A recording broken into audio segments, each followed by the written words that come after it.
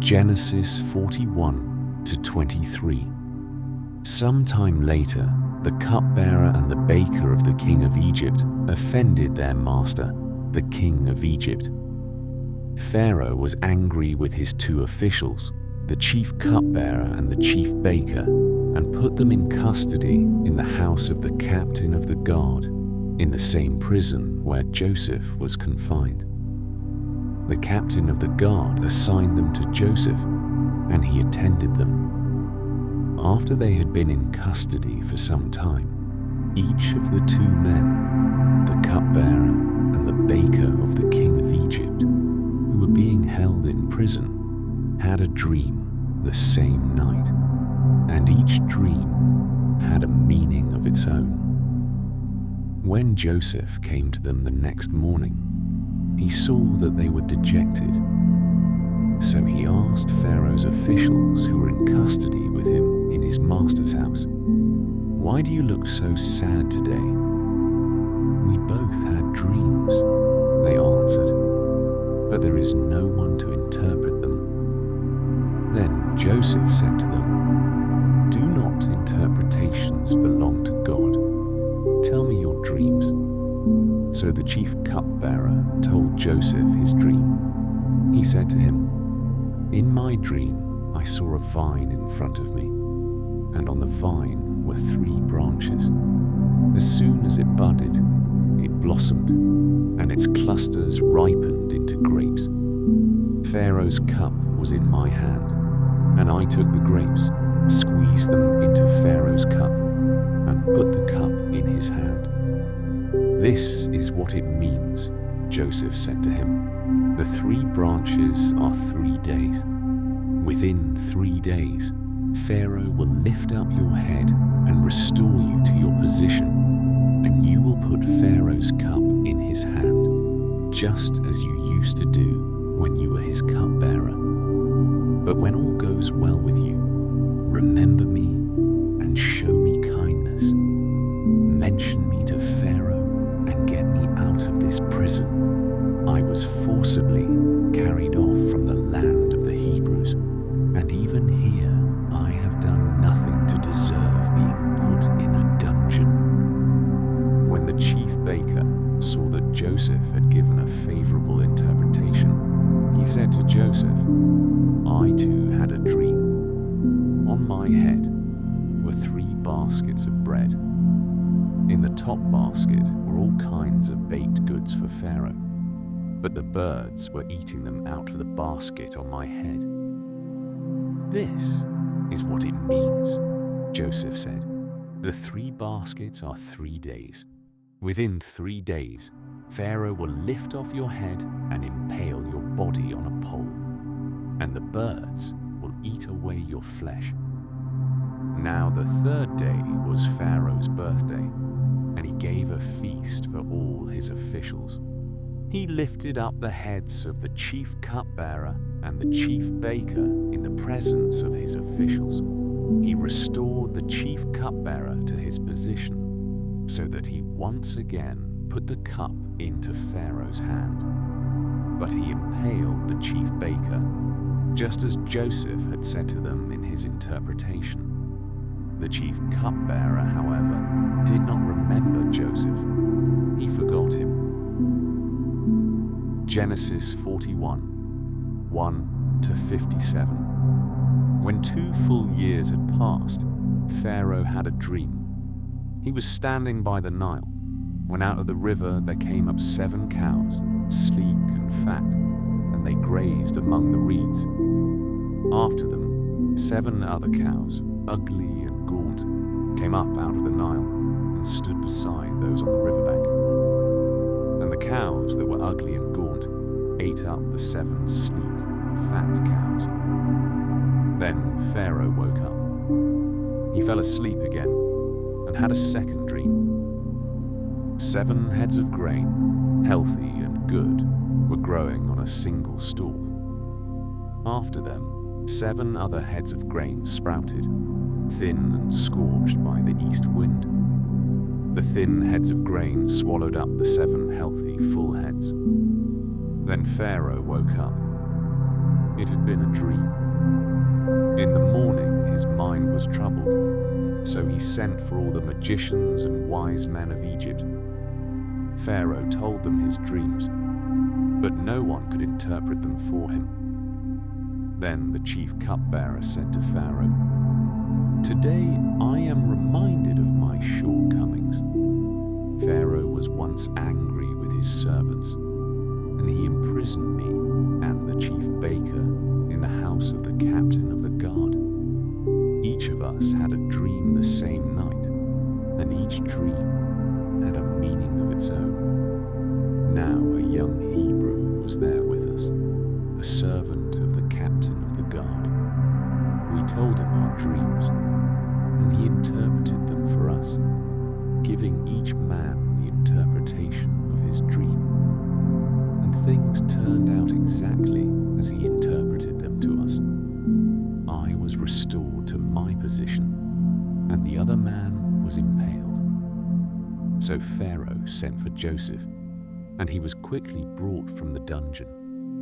When he had shaved and changed his clothes, he came before Pharaoh. Pharaoh said to Joseph, "I had a dream, and no one can interpret it. But I have heard it said of you that when you hear a dream, you can interpret it." "I cannot do it," Joseph replied to Pharaoh, "but God will give Pharaoh the answer he desires." Then Pharaoh said to Joseph, "In my dream, I was standing on the bank of the Nile, when out of the river there came up 7 cows, fat and sleek, and they grazed among the reeds. After them, 7 other cows came up, scrawny and very ugly and lean. I had never seen such ugly cows in all the land of Egypt. The lean, ugly cows ate up the 7 fat cows that came up first. But even after they ate them, no one could tell that they had done so. They looked just as ugly as before. Then I woke up. In my dream, I saw 7 heads of grain, full and good, growing on a single stalk. After them, 7 other heads sprouted, withered and thin and scorched by the east wind. The thin heads of grain swallowed up the 7 good heads. I told this to the magicians, but none of them could explain it to me. Then Joseph said to Pharaoh, "The dreams of Pharaoh are one and the same. God has revealed to Pharaoh what he is about to do. The 7 good cows are 7 years, and the 7 good heads of grain are 7 years. It is one and the same dream. The 7 lean, ugly cows that came up afterward are 7 years, and so are the 7 worthless heads of grain scorched by the east wind. They are 7 years of famine. It is just as I said to Pharaoh. God has shown Pharaoh what he is about to do. 7 years of great abundance are coming throughout the land of Egypt, but 7 years of famine will follow them. Then all the abundance in Egypt will be forgotten, and the famine will ravage the land. The abundance in the land will not be remembered, because the famine that follows it will be so severe.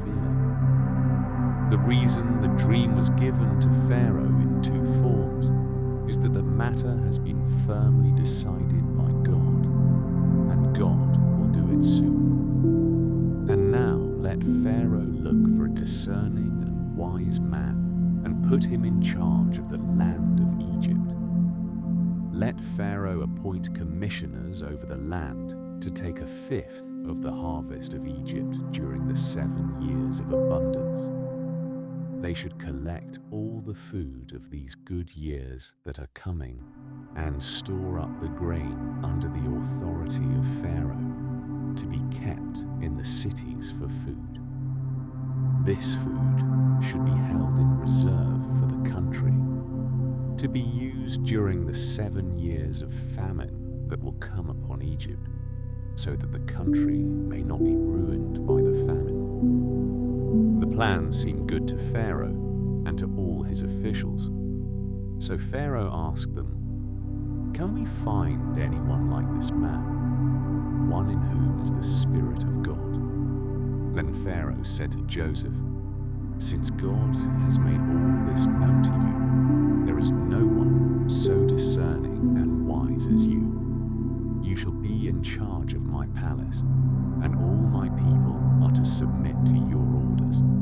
Only with respect to the throne will I be greater than you." So Pharaoh said to Joseph, "I hereby put you in charge of the whole land of Egypt." Then Pharaoh took his signet ring from his finger and put it on Joseph's finger. He dressed him in robes of fine linen and put a gold chain around his neck. He had him ride in a chariot as his second in command, and people shouted before him, "Make way!" Thus he put him in charge of the whole land of Egypt. Then Pharaoh said to Joseph, "I am Pharaoh, but without your word, no one will lift hand or foot in all Egypt." Pharaoh gave Joseph the name Zaphenath-Paneah, and gave him Asenath, daughter of Potipharah, priest of On, to be his wife. And Joseph went throughout the land of Egypt. Joseph was 30 years old when he entered the service of Pharaoh, king of Egypt. And Joseph went out from Pharaoh's presence and traveled throughout Egypt.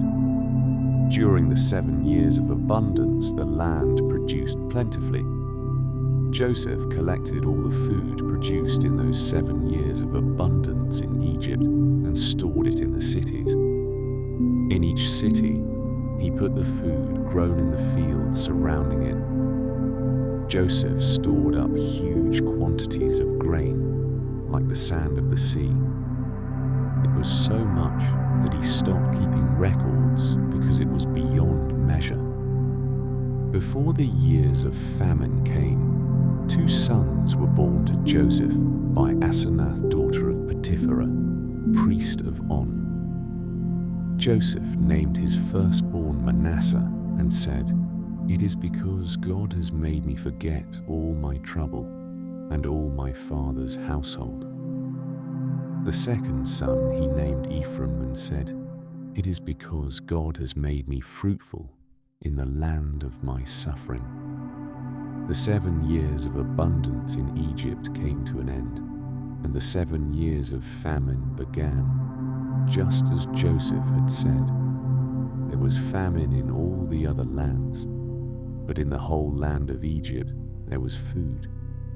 When all Egypt began to feel the famine, the people cried to Pharaoh for food. Then Pharaoh told all the Egyptians, "Go to Joseph and do what he tells you." When the famine had spread over the whole country, Joseph opened all the storehouses and sold grain to the Egyptians, for the famine was severe throughout Egypt. And all the world came to Egypt to buy grain from Joseph, because the famine was severe everywhere.